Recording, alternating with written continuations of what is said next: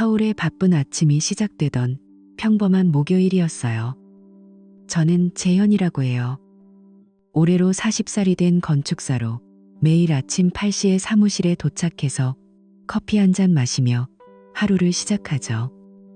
제 삶은 늘 안정적이었어요. 아내 수민과 10년째 결혼 생활을 이어오고 있고 재정 관리를 철저히 해서 빚 같은 건 꿈도 꾸지 않았어요. 그런데 그날 모든 게 무너지기 시작했어요. 사무실에서 프로젝트 도면을 검토하고 있는데 갑자기 핸드폰이 울렸어요. 화면에 뜬 번호는 익숙하지 않았지만 받아보니 신용카드 회사 상담원이었어요. 안녕하세요, 김재현 고객님. 저희는 고객님의 카드 연체에 대해 안내드리려고 연락드렸습니다. 현재 연체 금액이 7천만 원에 달합니다. 확인 부탁드려요. 그 목소리가 귓가에 맴돌았어요. 연체 7천만 원. 그 순간 심장이 멎는 기분이었어요. 손이 떨려서 핸드폰을 제대로 쥘 수 없었어요. 상담원이 계속 설명했어요. 고객님, 이 중에는 장기 신용 대출이 포함되어 있고 현금 서비스 이용액도 상당합니다. 게다가 리볼빙 결제 방식으로 누적된 부분이 많아요. 최근 몇 달간의 거래 내역을 확인해 보시겠어요? 저는 목소리가 나오지 않아서 겨우 네, 확인할게요 라고 대답했어요. 전화를 끊고 바로 은행 앱을 열었어요. 로그인하자마자 눈앞에 펼쳐진 거래 내역이 믿기지 않았어요. 온라인 명품 쇼핑몰에서 수백만 원씩 결제된 기록이 줄줄이 나열되어 있었어요. 어떤 건 해외 브랜드 가방, 또 다른 건 고급 시계였어요. 그 다음은 고급 호텔 예약 비용, 강남의 유명한 5성급 호텔에서 며칠씩 묵은 흔적이 있었어요. 더 내려가 보니 렌터카 회사에서 고급 세단을 빌린 기록도 있었어요. 벤츠나 BMW 같은 차종으로 하루 대여비가 수십만 원에 달했어요. 그리고 레스토랑 지출, 미슐랭 가이드에 오른 프렌치 레스토랑, 이탈리안 코스 요리 전문점, 그런 곳에서 저녁 식사 비용이 반복적으로 나왔어요. 저는 그런 곳에 한 번도 간 적이 없었어요. 심지어 그 날짜들은 제가 출장 중이거나 야근하던 날들이었어요. 머리가 핑 돌았어요. 이게 무슨 일인가 싶어서 앱을 여러 번 새로 고침해봤지만 내역은 변함없었어요. 그제야 수민의 최근 행동들이 떠올랐어요. 몇 달 전부터 수민은 집에 늦게 들어오곤 했어요. 오늘 고객 미팅이 길어졌어라고 하면서 피곤한 표정으로 들어오고 다음날 아침에는 평소보다 화장을 더 짙게 하곤 했어요. 주말에도 미용실 가서 케어 받을게 라고 나가서 저녁이 되어서야 돌아왔어요. 저는 그때마다 수고했어, 쉬어라고 말하며 넘겼어요. 수미는 마케팅 회사에서 일하니까 바쁠 수 있다고 생각했어요. 그런데 이상한 점이 있었어요. 제가 전화하면 바로 받지 않고 한참 후에 바빴어, 왜? 라고 문자로 답하곤 했어요. 한 번은 저녁에 전화했는데 수신음이 길게 가다가 끊어졌어요. 나중에 수민이 회의 중이었어라고 했지만 그 목소리가 평소와 달라 보였어요. 저는 의심을 했지만 곧바로 지웠어요. 우리는 10년을 함께한 부부예요. 결혼식 날 수민이 영원히 함께할게라고 속삭이던 그 순간을 믿었어요. 아이가 없어서 더 서로 의지하며 살았어요. 그런데 이제 그 모든 게 의심스러워지기 시작했어요. 집에 돌아와서 수민이 외출한 틈을 타서 방을 뒤졌어요. 침대 옆 서랍을 열어보니 깊숙이 숨겨진 봉투가 나왔어요. 손이 떨려서 봉투를 열어보니 신용카드 명세서와 대출 서류가 쏟아져 나왔어요. 명세서에는 호텔 체크인 기록이 상세히 적혀 있었어요. 객실 1,501호, 2인 숙박, 추가 와인 서비스, 이런 식으로요. 모텔 비용도 있었어요. 서울 외곽의 고급 모텔에서 여러 번 결제된 거예요.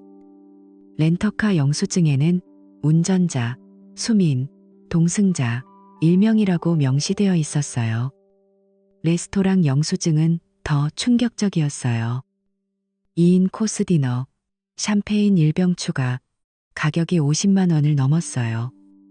이 모든 게 수민의 이름으로 되어 있었어요. 봉투 안에는 대출 계약서도 있었어요. 신용 대출 3천만 원, 현금 서비스 2천만 원, 서명란에 수민의 사인이 똑똑히 밝혀 있었어요. 저는 그 자리에 주저앉았어요. 눈물이 흘렀어요. 수민이 왜 이런 짓을 했을까? 누굴 만나고 있었을까? 그 순간 문이 열리는 소리가 들렸어요. 수민이 들어오고 있었어요.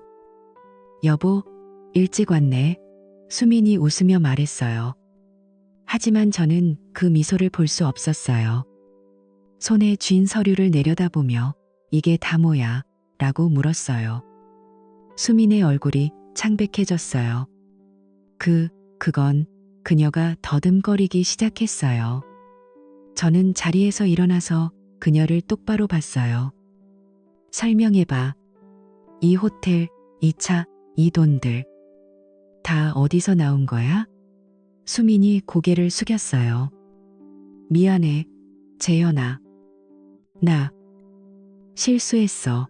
그 말에 제 가슴이 찢어지는 기분이었어요. 그날 밤 우리는 소파에 앉아서 이야기를 나눴어요. 수민이 처음엔 부정했지만 증거가 너무 많아서 포기했어요. 민준이라는 사람을 만났어. 시작은 우연이었어. 회사 세미나에서 만난 전문 컨설턴트래. 창업 상담을 해준다고 해서 수민의 목소리가 떨렸어요. 민주는 화려한 외모의 명품 수트 차림으로 자신을 스타트업 전문가라고 소개했다고 해요. 수민은 그에게 끌렸고 점점 만남이 잦아졌대요. 처음엔 그냥 커피 한 잔이었어. 그런데 점점 선을 넘었어. 수민이 울면서 말했어요. 저는 그 말을 듣고 분노가 치밀었어요. 그게 다야? 이 빚은? 7천만 원은 어떻게 된 거야? 수민이 고백했어요. 민준이 투자 기회가 있어. 같이 사업해보자라고 유혹해서 돈을 빌려줬대요. 하지만 그건 다 거짓말이었어요. 민주는 그 돈으로 명품 쇼핑과 호화로운 데이트를 즐겼고 수민은 그에 빠져서 더 깊이 빠져들었어요. 미안해, 재현아. 나 어떻게 해야 해? 수민이 제 무릎에 매달렸어요. 하지만 제 마음은 이미 차가워졌어요. 그 후로 며칠간 저는 잠을 이룰 수 없었어요. 출근해서도 집중이 안 돼서 도면을 고치다 포기했어요. 수민은 집에서 울기만 했고 저는 그 모습을 볼 때마다 가슴이 아팠어요. 민준에 대해 알아보려고 수민의 핸드폰을 몰래 봤어요. 메시지에는 오늘 밤 호텔에서 만나 사랑해 같은 내용이 가득했어요. 사진도 있었어요. 둘 다 웃으며 포옹한 셀카. 배경은 고급 레스토랑이었어요. 저는 그 사진을 보자마자 핸드폰을 던져버렸어요. 결국 저는 변호사를 찾아갔어요. 이혼 준비를 도와주세요. 그리고 이 빚 문제도. 변호사가 서류를 검토하며 증거가 충분하네요. 사기 요소도 보이니 민준 씨를 고소할 수 있을 거예요. 라고 했어요. 집에 돌아와 수민에게 말했어요. 우리 끝내자.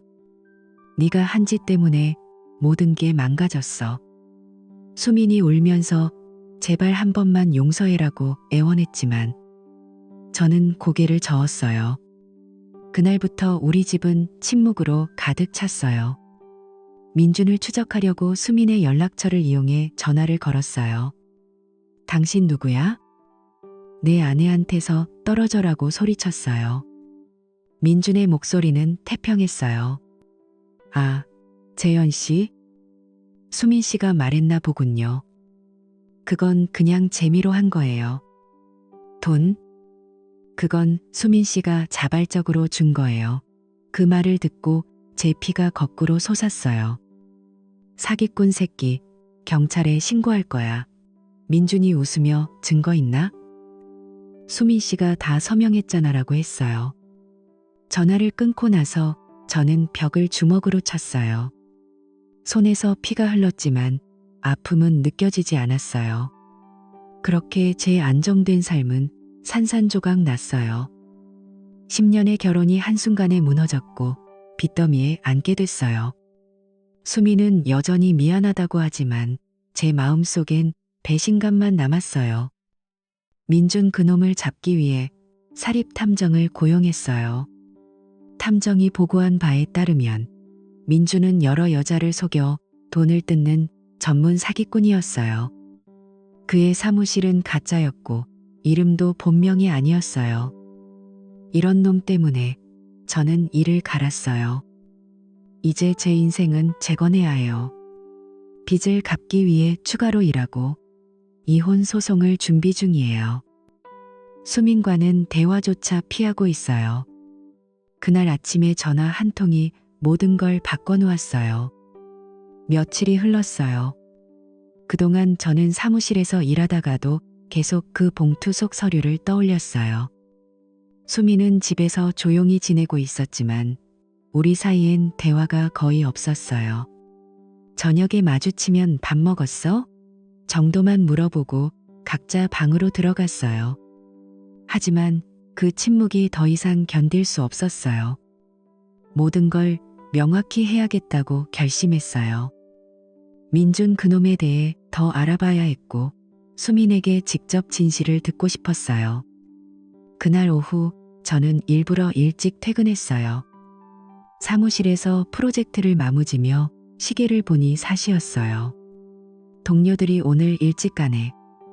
라고 물었지만 저는 그냥 웃으며 집에 일이 좀 있어서라고 대답하고 나왔어요. 집으로 가는 지하철 안에서 가슴이 쿵쾅거렸어요. 손에 쥔 가방 속엔 그 봉투가 들어있었어요. 명세서, 대출 서류, 모두 그대로요. 집에 도착해서 문을 열고 들어가니 거실이 조용했어요. 수미는 아직 안 돌아온 모양이었어요. 저는 거실 테이블 위에 그 서류들을 펼쳐놓았어요. 명세서를 한 장 한 장 꺼내서 쌓아두고 대출 계약서도 그 옆에 놓았어요. 호텔 영수증, 렌터카 기록, 레스토랑 청구서, 모든 게 눈앞에 펼쳐져 있었어요. 소파에 앉아서 기다렸어요. 시계가 똑딱거리는 소리가 유난히 크게 들렸어요. 손바닥에 땀이 고였어요. 수민이 올 때쯤이면 해가 저물기 시작했어요.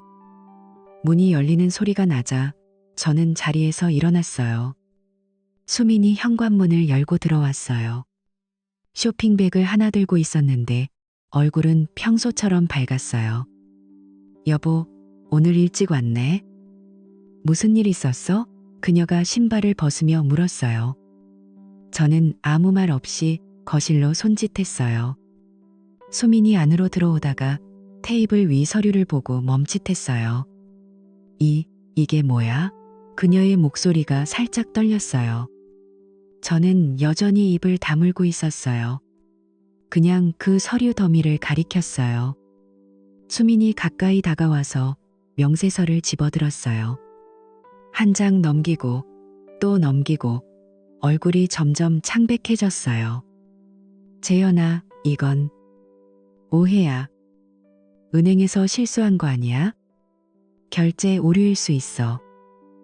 그녀가 서류를 내려놓으며 애써 웃었어요. 하지만 눈빛이 불안해 보였어요. 저는 고개를 저었어요. 오해? 오류? 그럼 이건? 라고 말하면서 가방에서 추가 서류를 꺼냈어요. 그건 대출 합의서와 렌터카 계약서였어요. 제 이름으로 된 거예요. 이서명, 내 글씨잖아. 내 이름으로 빌린 돈, 내 이름으로 보증 선거. 다 네가 한 짓이야. 수민의 손이 떨리기 시작했어요. 서류를 내려다보는 눈에 눈물이 고였어요. 재현아, 제발. 들어봐. 그건 그녀가 말을 더듬었지만 더 이상 변명이 안 나오는 모양이었어요. 갑자기 무릎을 꿇고 앉았어요. 미안해. 정말 미안해.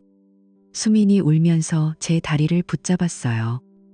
눈물이 바닥에 뚝뚝 떨어졌어요.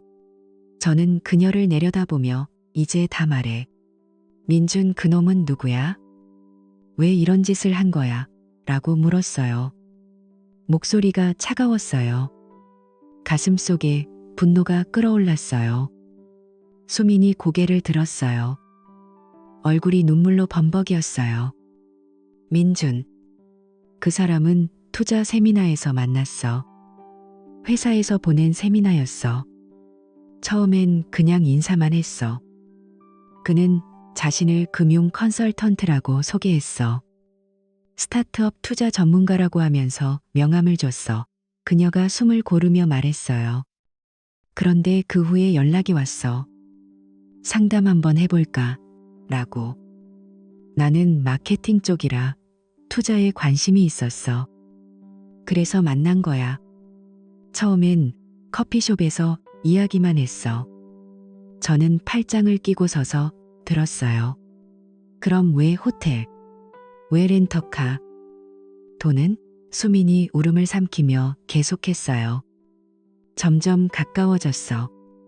민준이 요즘 사업이 어려워서 자금이 좀 필요해라고 했어. 그는 매력적이었어. 잘생겼고 말도 잘하고 항상 고급 수트를 입고 다녔어. 나 그에게 빠졌어. 처음엔 내 돈으로 도왔어. 적금 풀어서 줬어. 그런데 더 필요하다고 해서 카드도 썼어. 현금 서비스도. 그 말을 듣자 제 머리가 뜨거워졌어요. 내 이름으로? 왜 내 이름으로 빌렸어? 수민이 바닥에 머리를 조아렸어요. 내 돈이 다 떨어졌어.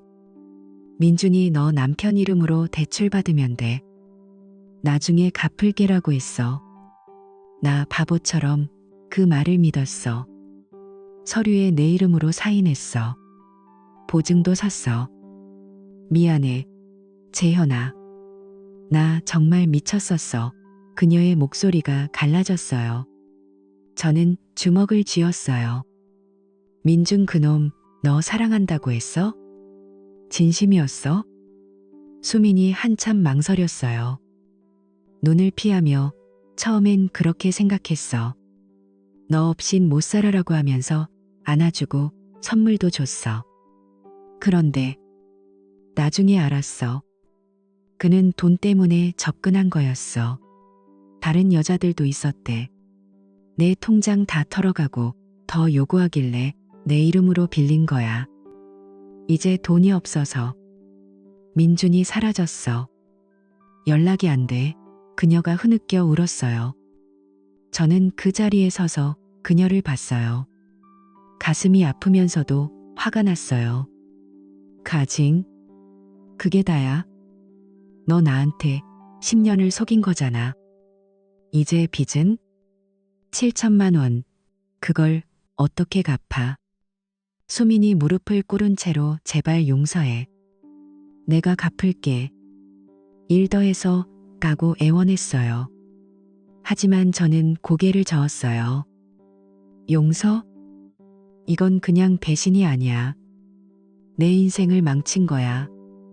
이 서류들 다 가짜 사인으로 된 거잖아. 은행에서 소송 걸면 나도 책임져야 해. 네가 한 짓 때문에 내 직장, 내 미래가 다 위험해. 제 목소리가 떨렸어요. 눈앞이 흐려졌어요. 수민이 계속 울면서 미안해. 재현아. 나 없이 살 수 없어라고 했지만 저는 등을 돌렸어요. 그날 밤 저는 방에 혼자 앉아서 서류를 다시 봤어요. 제 이름으로 된 대출 계약서, 서명이 제 글씨를 흉내낸 거였어요. 렌터카 합의서도 마찬가지예요. 민준 그놈의 이름은 어디에도 없었어요. 모든 책임이 제게로 돌아오게 되어 있었어요. 수미는 거실에서 울다 지쳐 잠들었어요. 저는 창밖을 보며 생각했어요. 이혼밖에 답이 없었어요. 다음 날 아침 저는 변호사에게 전화했어요. 추가 증거가 있어요. 사기와 위조 서류예요. 변호사가 알겠어요. 만나서 상의합시다 라고 했어요. 수미는 그 후로 매일 사과했어요. 아침에 일어나서 커피 타줄까? 라고 물으며 애썼지만 저는 대답도 안 했어요.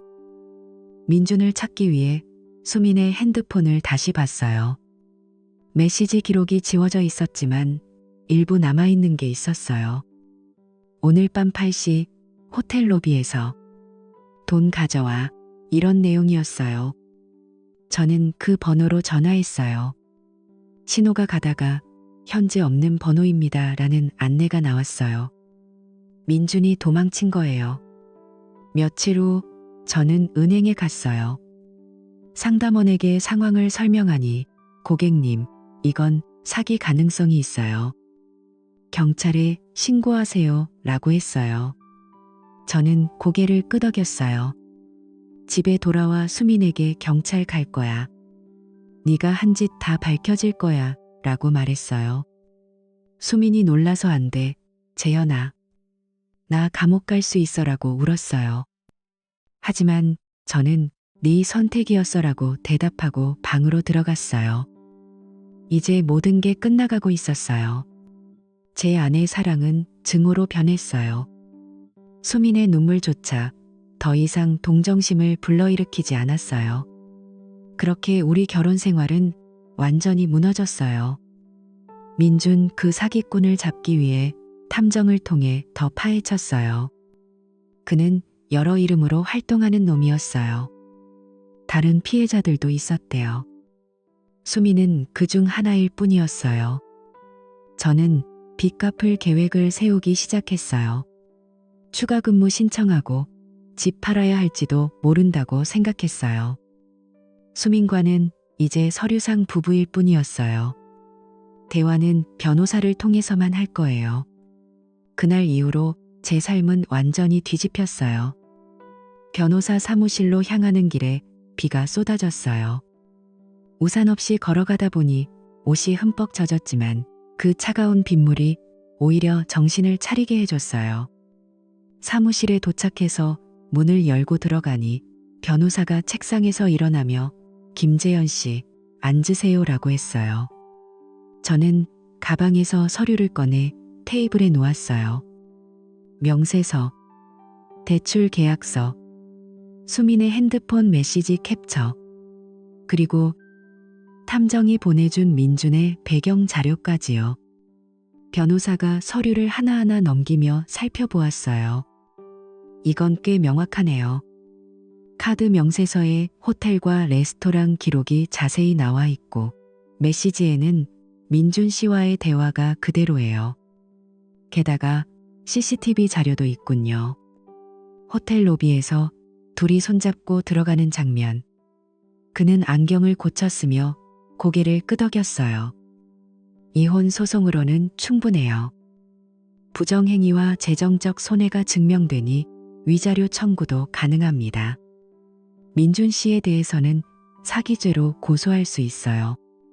이 메시지에서 투자해주면 갚을게라고 유혹한 부분이 핵심이에요. 저는 한숨을 쉬며 그럼 이혼은 확실히 될까요? 라고 물었어요. 변호사가 네, 판사가 이 증거를 보면 부정할 수 없어요. 민준 씨 쪽으로는 민사소송으로 손해배상 청구를 병행합시다 라고 대답했어요. 집에 돌아와서 저는 컴퓨터 앞에 앉았어요. 이혼 서류 양식을 다운로드해서 채우기 시작했어요. 이름, 주소, 결혼 날짜 하나하나 적을 때마다 가슴이 저려왔어요. 수미는 그때 부엌에서 저녁을 준비하고 있었어요. 냄새가 솔솔 났지만 식욕이 없었어요. 저는 프린트한 서류를 들고 거실로 나갔어요. 수민아, 이게 뭐냐고? 그녀가 돌아보자마자 서류를 내밀었어요. 수민의 눈이 커졌어요. 이혼 신청서. 재현아, 왜? 그녀가 서류를 떨리는 손으로 받았어요. 저는 소파에 앉아서 그녀를 봤어요. 네가 한 짓 때문에 다 끝났어. 이혼하자. 수민이 울면서 무릎을 꿇었어요. 제발, 재현아. 한 번만 기회를 줘. 내가 잘못했어. 민준 그놈 때문에 미쳤었어. 이제 그만할게. 우리 다시 시작하자. 그녀의 눈물이 바닥에 떨어졌어요. 저는 고개를 저었어요. 기회? 네가 내 이름으로 돈 빌리고 내 삶을 빚더미로 만든 게 기회야? 네가 파괴한 건 내 신용, 내 직장, 내 마음이야. 다 망쳤어. 제 목소리가 차갑게 나왔어요. 수민이 제 팔을 붙잡았어요. 미안해. 내가 갚을게. 회사에서 보너스 받으면. 하지만 저는 그녀의 손을 뿌리쳤어요. 보너스? 내 회사 카드로 민준 데이트 비용 쓴 거 그게 들통날 텐데. 수민의 얼굴이 하얗게 질렸어요. 다음 날 저는 우체국에 가서 이혼 신청서를 발송했어요. 봉투를 넣을 때 손이 떨렸지만 후회는 없었어요. 변호사가 이제 법원에서 소환장이 올 거예요라고 했어요. 집에 돌아오니 수민이 문 앞에서 기다리고 있었어요. 재현아, 제발 취소해. 나 없인 못 살아. 그녀가 애원했어요. 저는 문을 잠그며 늦었어라고만 말했어요. 그날 밤 수민은 방에서 울음소리가 새어나왔어요. 저는 귀를 막고 잠을 청했어요. 그 사이에 수민의 회사에서 연락이 왔어요. 수민이 출근해서 사무실에 앉아 있는데 상사가 불렀대요. 수민 씨, 회사 복지카드 사용 내역 확인했어? 이게 다 뭐야? 호텔, 레스토랑, 이건 개인 용도잖아. 상사가 서류를 보여주며 물었어요. 수민이 당황해서 그건 실수예요라고 했지만 증거가 너무 많았어요. 회사 감사팀이 이미 조사한 상태였어요. 이건 횡령에 해당해. 자진 사표 내는 게 좋을 거야. 아니면 징계위원회 열릴 수 있어. 상사가 차갑게 말했어요. 수민은 눈물을 흘리며 사표를 썼어요. 네, 그만두겠어요. 그녀가 떨리는 목소리로 대답했어요. 집에 돌아온 수민은 완전히 무너져 있었어요. 소파에 앉아서 멍하니 천장을 봤어요. 재현아, 나 회사 그만뒀어. 이제 어떻게 해? 그녀가 속삭이듯 물었어요. 저는 부엌에서 물을 마시며 네 선택이었어. 민준 그놈 때문에라고 했어요. 수민이 울면서 모든 걸 잃었어. 가족도, 일도. 나 이제 혼자야. 그녀의 어깨가 들썩였어요. 저는 그녀를 외면하고 방으로 들어갔어요. 가슴이 아팠지만 동정은 사치였어요. 민준 쪽으로는 탐정이 추적을 계속했어요. 그놈 갑자기 사라졌어요. 사무실은 비었고 핸드폰은 해지됐대요. 탐정이 전화로 보고했어요. 하지만 저는 포기하지 않았어요. 변호사와 함께 민사소송을 준비했어요. 위자료 청구로 가자. 정신적 피해와 재정 손실을 입증하면 돼. 변호사가 서류를 정리하며 말했어요. 민준을 찾는데 몇 주가 걸렸어요. 결국 다른 이름으로 서울 외곽에서 숨어 사는 걸 발견했어요. 소환장이 날아갔어요. 민준이 법정에 나타났어요. 그는 여전히 화려한 수트를 입고 있었지만 얼굴은 창백했어요. 그의 변호사가 제 의뢰인은 수민 씨와의 관계가 순수했다고 주장합니다. 돈은 자발적으로 빌려준 거예요. 투자 명목이었고 강제성은 없었어요라고 변론했어요. 민준이 고개를 끄덕이며 맞아요. 우리는 친구였어요. 사랑 같은 건 없었어요 라고 말했어요. 그 말을 듣자 제 피가 끓었어요. 친구, 호텔에서 뭐 했어? 메시지에는 사랑해라고 썼잖아. 저는 법정에서 소리치고 싶었지만 참았어요. 제 변호사가 반박했어요. 이 메시지 보세요.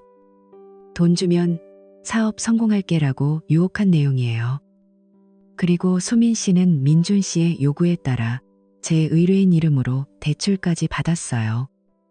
이건 명백한 사기예요.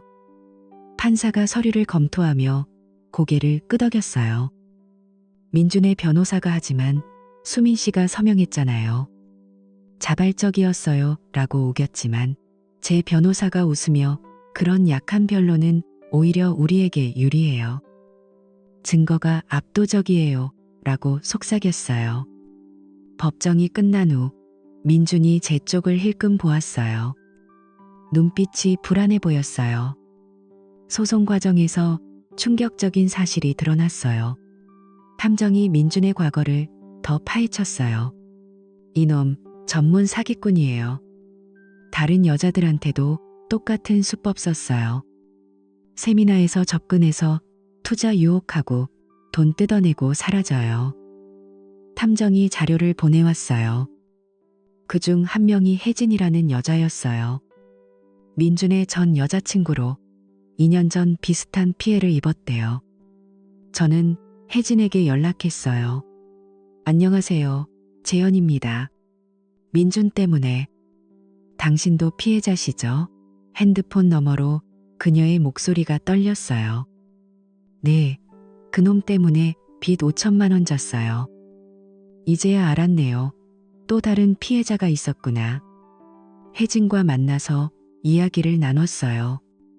카페에서 그녀가 커피를 저으며 처음엔 매력적이었어요. 사업 파트너 되자라고 해서 돈 줬어요. 그런데 사라졌어요.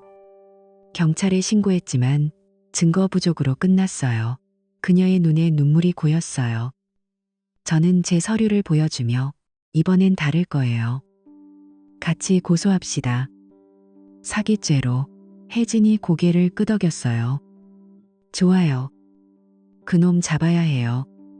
우리는 변호사와 함께 경찰서로 갔어요. 단체 고소장을 제출했어요. 피해자 여러 명이에요. 민준, 본명은 박민준이에요. 여러 이름으로 활동했어요. 변호사가 설명했어요. 경찰이 수사에 착수했어요. 민준의 은행 계좌를 추적하니 다른 피해자들 돈이 흘러든 흔적이 있었어요. 이건 조직적 사기예요. 수사관이 말했어요. 민준이 체포됐다는 소식이 왔어요. 뉴스에서 여성 대상 투자 사기범 검거라는 제목으로 나왔어요. 저는 TV를 보며 주먹을 쥐었어요. 드디어 혜진에게 전화했어요. 들었어요? 잡혔대요. 그녀가 울면서 고마워요. 재현 씨. 같이 해서 다행이에요 라고 했어요. 소송이 진행되면서 제 삶도 조금씩 회복되기 시작했어요. 빚 갚기 위해 야근을 늘렸어요. 사무실에서 동료들이 요즘 피곤해 보이네라고 물으면 개인 사정이라고 웃으며 넘겼어요. 집은 팔아서 빚 일부를 메웠어요. 새 아파트로 이사했어요. 창밖으로 서울 야경이 보이는 곳이었어요. 수민과의 이혼은 판결이 났어요. 이혼 인정, 위자료 2천만 원 지급, 판사가 선고했어요. 수민은 법정에서 고개 숙인 채로 나갔어요. 저는 그녀를 보지 않았어요. 민준 소송은 형사재판으로 이어졌어요. 증인으로 나선 혜진이 그놈이 영원히 함께할게라고 속였어요. 라고 증언했어요. 저도 서서 제 아내를 이용해 돈을 뜯었어요. 제 삶을 망쳤어요. 라고 말했어요. 민주는 피고석에서 고개 숙였어요. 판사가 피해가 중대하다 라고 하며 징역 3년을 선고했어요. 법정 밖에서 혜진과 악수했어요. 끝났어요. 그녀가 미소 지었어요. 이제 제 인생은 새로 시작됐어요. 출근길에 커피숍에서 새로운 사람들을 만나고 주말엔 산책을 해요. 과거의 아픔은 흉터로 남았지만 강해졌어요. 수미는 어디서 어떻게 사는지 모르겠어요. 가끔 그녀의 번호로 문자가 오지만 삭제해요. 민주는 감옥에서 후회할 거예요. 저는 앞으로 나아갈 거예요. 서울의 거리가 다시 밝아 보였어요. 민준의 재판이 시작된 건 그로부터 몇 달 후였어요. 법정에 들어서자 공기가 무거웠어요. 민주는 피고석에 앉아 있었는데 예전의 화려한 모습은 온데간데 없고 초췌한 얼굴로 고개를 숙이고 있었어요. 검사가 서류를 펼치며 말했어요. 피고 박민주는 지난 2년간 5명 이상의 여성들을 대상으로 사기 행위를 저질렀습니다.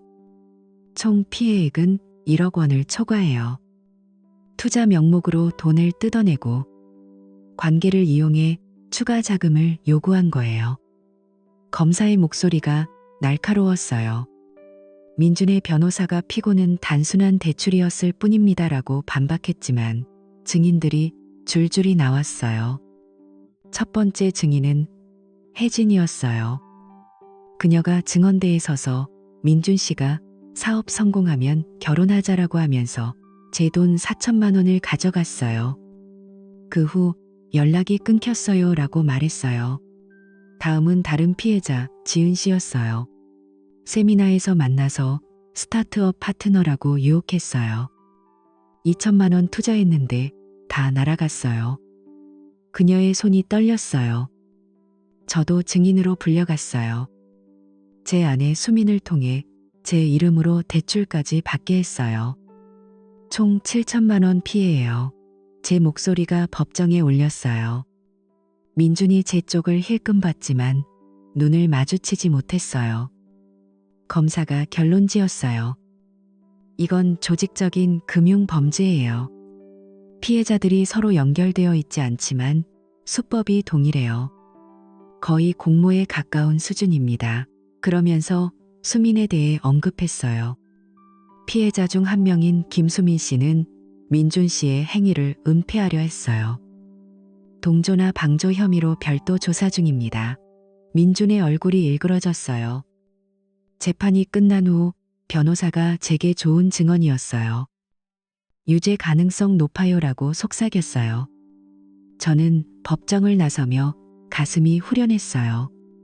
민준이 감방으로 끌려가는 모습이 머릿속에 남았어요. 이혼 재판은 그보다 먼저 끝났어요. 법정에서 판사가 서류를 검토하며 부정행위 증거가 명백합니다. 메시지, 영수증, CCTV 모두 확인됐어요. 이혼을 인정합니다.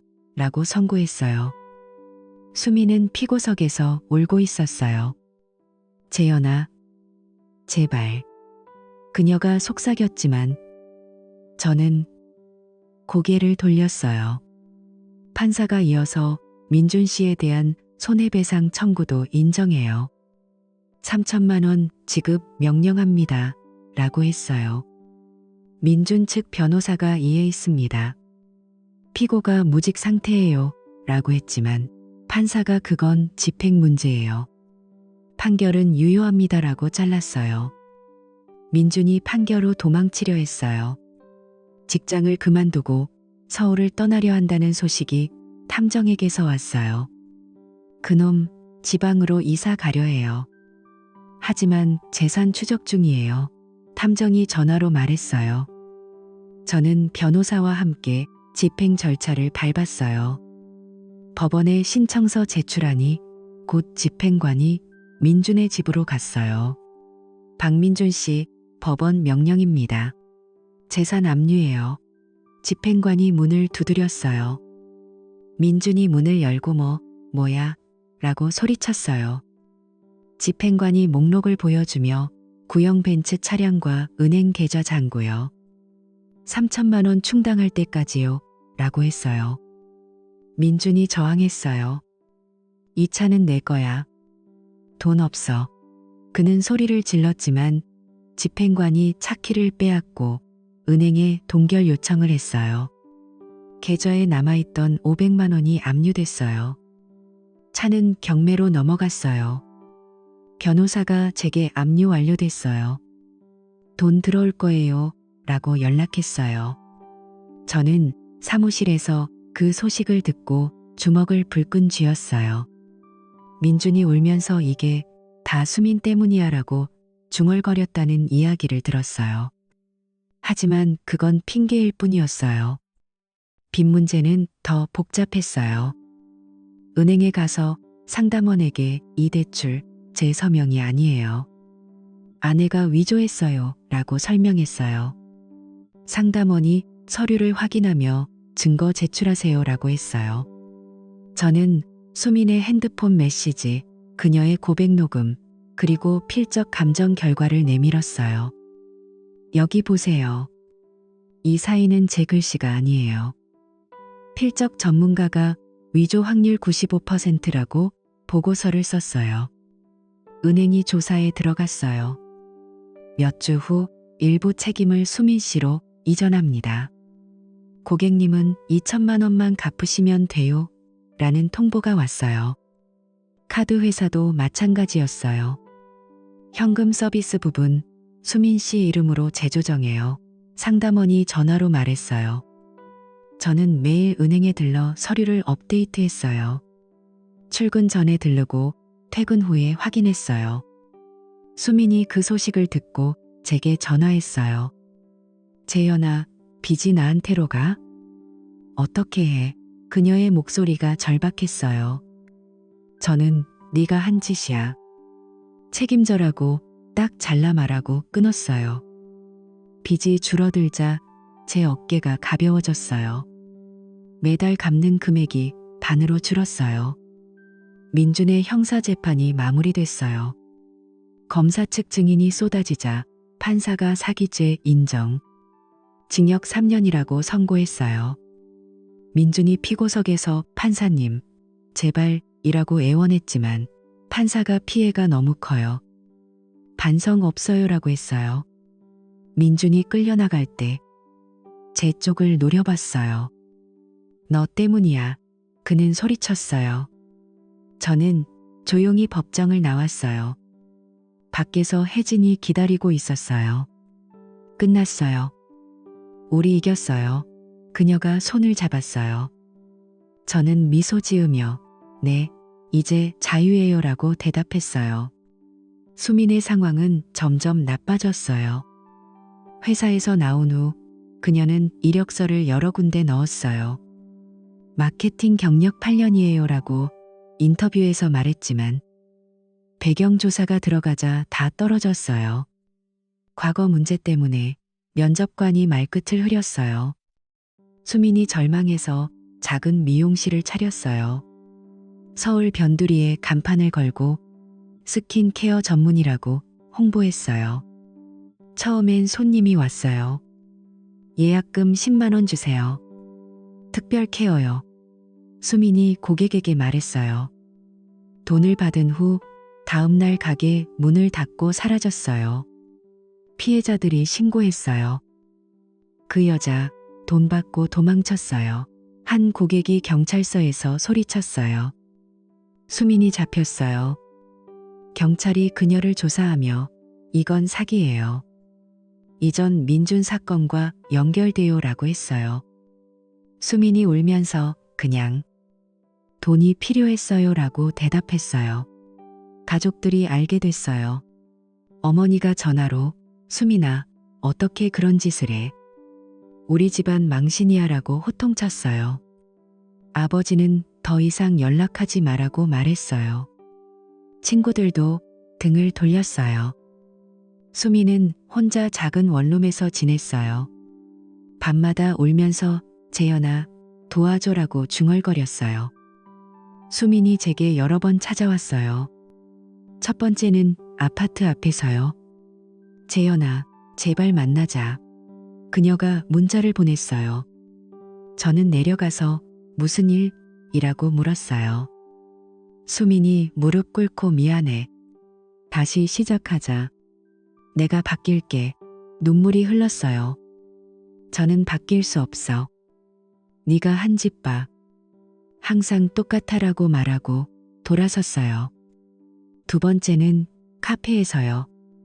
커피 한 잔만 그녀가 애원했어요. 앉아서 이야기하다가 수민이 빚 갚아줄게. 제발 용서해라고 했어요. 저는 용서? 내 무책임함이 문제야. 항상 속이고 도망치잖아. 제 목소리가 단호했어요. 세 번째는 전화로요. 나 이제 혼자야. 가족도 없어. 수민이 울었어요. 저는 내 선택이었어. 그만 연락해라고 하고 번호를 차단했어요. 이제 제 마음에 증오나 연민은 없었어요. 아침에 일어나서 러닝을 했어요. 한강공원에서 달리며 스웨티 흘렀어요. 오늘 10km 달렸어라고 혼자 중얼거렸어요. 주말엔 산책로를 걸었어요. 바람이 불어오면 가슴이 시원했어요. 저녁엔 노트북을 열고 글을 썼어요. 그날 아침 전화 한 통이 모든 걸 바꿨다. 첫 문장을 적었어요. 과거를 적으며 치유됐어요. 동료들이 요즘 밝아 보이네라고 했어요. 저는 웃으며 새 시작이야 라고 대답했어요. 사무실에서 새로운 프로젝트를 맡았어요. 이 건물 설계 재현 씨가 해 상사가 말했어요. 도면을 그리며 집중했어요. 퇴근 후엔 헬스장에서 웨이트를 들었어요. 하나, 둘, 숫자를 세며 힘을 줬어요. 친구들과 모임도 가졌어요. 재현아, 잘 지내? 그들이 물었어요. 저는 네, 이제 괜찮아요 라고 했어요. 밤에 창밖을 보며 생각했어요. 민준의 감옥 생활, 수민의 고독, 그건 그들의 몫이었어요. 제 승리는 그들의 몰락이 아니었어요. 제 삶을 되찾은 거예요. 이제 누구에게도 절대적인 신뢰를 주지 않아요. 관계를 맺을 때 조심해요. 데이트 앱에서 만난 여자와 커피를 마셨어요. 천천히 알아가자라고 말했어요. 그녀가 웃으며 좋아요라고 했어요. 제 인생은 이제 제 손에 있어요. 서울의 불빛이 반짝이는 밤, 저는 창가에 서서 미소 지었어요. 모든 게 새로워졌어요.